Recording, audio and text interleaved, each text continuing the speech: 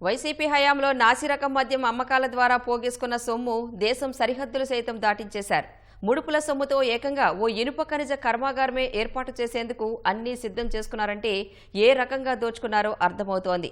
కొంత సొమ్ము ఎన్నికల్లో ఖర్చు చేయగా మిగిలిన సంపదంతా ఆఫ్రికా దేశాల్లో ఇనుప ఖనిజ కర్మాగారం, ఆహార శుద్ధి పరిశ్రమల ఏర్పాటుకు వెచ్చించినట్లు తేలింది. ప్రజలకు నాసిరకం మద్యం విక్రయించి జేబులు నింపుకున్న వైసీపీ పెద్దలు ఆ సొమ్మంతా ఆఫ్రికా దేశాల్లో పెట్టుబడులు పెట్టినట్లు తేలింది. మద్యం కుంభకోణంలో కొల్లగొట్టిన వేల కోట్లలో కొంత సార్వత్రిక ఎన్నికల్లో వెచ్చించగా మిగిలిన మొత్తం ఇనుప ఖనిజ కర్మాగారం, ఆహార శుద్ధి పరిశ్రమల ఏర్పాటుకు ప్రయత్నించినట్లు తెలిసింది. మద్యం ముడుపుల సొమ్ము రవాణాలో కీలక భూమిక పోషించిన వైసీపీ నేత చెవిరెడ్డి భాస్కర్ రెడ్డితో పాటు ఆయన సన్నిహితుడు వెంకటేష్ నాయుడు, రాజ్ కేశరెడ్డి అక్రమ మార్గాల ద్వారా ఆ సొమ్మును ఆఫ్రికా దేశాలకు చేర్చి అక్కడ పెట్టుబడులకు ప్రయత్నించారు. ఈ ఏడాది జనవరిలో ఆ ముగ్గురూ కలిసి టాంజానియా వెళ్లారు. అక్కడ వారు కట్టా ప్రణోయ్ ప్రకాష్ అనే వ్యక్తిని కలిశారు. ఇనుప ఖనిజ కర్మాగారం ఏర్పాటు, ఆహార శుద్ధి పరిశ్రమల ఏర్పాటుపై చర్చించారు. కూటమి ప్రభుత్వం రాగానే మద్యం కుంభకోణం మూలాలు వెలికితీయడంతో జాగ్రత్త పడిన వైసీపీ మద్యం ముఠ ప్రణోయ్ ప్రకాష్ ను దుబాయ్ పంపేసింది. ఈ కేసు విచారణలో భాగంగా సిట్ నోటీసులతో దుబాయ్ నుంచి వచ్చి ప్రణోయ్ ప్రకాష్ మొత్తం గుట్టు విప్పేశారు. ముడుపుల సొమ్ము వసూలు, రవాణా దగ్గర నుంచి ఈ కుంభకోణంలో చెవిరెడ్డి భాస్కర్ రెడ్డి పాత్రపైన కీలక వాంగ్మూలమిచ్చారు.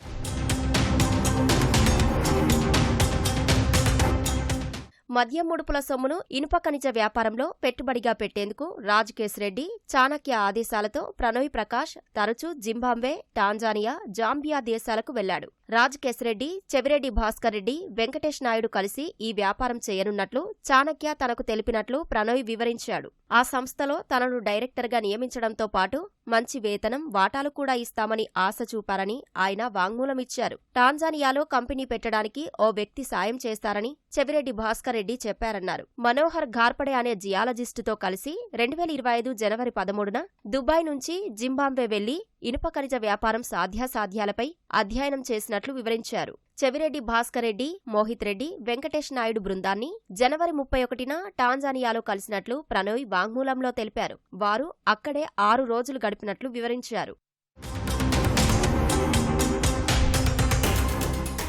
చాణక్య ఆదేశాలతోనే తాడేపల్లిలోని ల్యాండ్ మార్క్ అపార్ట్మెంట్లో ఓ ప్లాట్ అద్దెకు తీసుకున్నానని ప్రణోయ్ ప్రకాష్ తెలిపారు. మద్యం డిస్టిలరీలు, సరఫరా సంస్థలకు చెందిన వారే నేరుగా సొమ్ము తీసుకొచ్చి ఇస్తారని, వాటిని చెవిరెడ్డి భాస్కర్ రెడ్డి మనుషులకు అప్పగించాలని చాణక్య తెలిపారన్నారు. సార్వత్రిక ఎన్నికల్లో పంపిణీ చేసేందుకు, ఓట్లు కొనేందుకు చెవిరెడ్డి భాస్కర్ రెడ్డి ఆ సొమ్మును వైకాపా అభ్యర్థులకు చేరవేస్తారని చెప్పినట్లు వివరించారు. చాణక్య చెప్పినట్లే మద్యం కంపెనీ వాళ్లు నగదు ఇచ్చేవారని, వాటిని చెవిరెడ్డి మనుషులు వచ్చి తీసుకెళ్లేవారన్నారు.